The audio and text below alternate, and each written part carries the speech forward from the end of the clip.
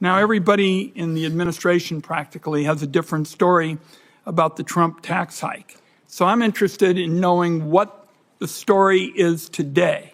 Will higher tariffs go into effect tomorrow as announced?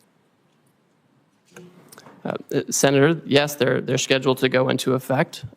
We are having negotiations with all kinds of countries at this time. The president's fixed in his purpose. The nature of the emergency that I discussed earlier is not something we can wait on anymore. So we will have the president's plan go into effect, and we're coupling that with immediate negotiations with our partners as they seek to. So it's not a question of something being scheduled.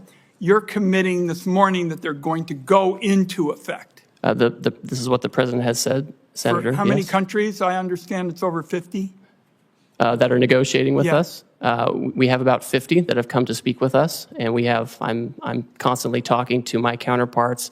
I have staff right now at USTR meeting with others, and we will have the tariffs in place. And if the other countries can come to an agreement on reciprocal trade, then that's something that the president can consider. I don't want to prejudge the negotiations or the president's decision, but that's what we're doing. Now, you've said you've been negotiating deals. Foreign countries have already retaliated against our farmers and ranchers and small businesses. How can you commit that negotiations are not just going to stop bleeding, but are actually going to open up markets that the Trump tariffs have closed off? So, Senator, we've already had many countries, many of our markets, explain that they are not going to retaliate against the United States. And in fact, Vietnam, for example, they've lowered their tariffs already on cherries. They've lowered them on almonds and apples, things that I know are important to the Pacific Northwest. And this is exactly the right direction that we want to go in. I look forward to hearing from you what other kind of market access you want as we enter into these negotiations. What's the status of China? As you know, that's a big market for us in the Pacific Northwest. What's the status of discussions there? I don't see much progress. What I see is it looks like it's going to escalate and escalate some more and hurt our consumers and our small businesses in our part of the world.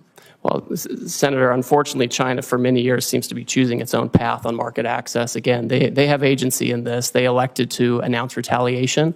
Other countries did not. Other countries signaled that they'd like to find a path forward on reciprocity. China has not said that, and we will see where that goes. I think we need to work with our closest friends to make sure that we have trading arrangements that work. And if the Chinese are open, we'll see what.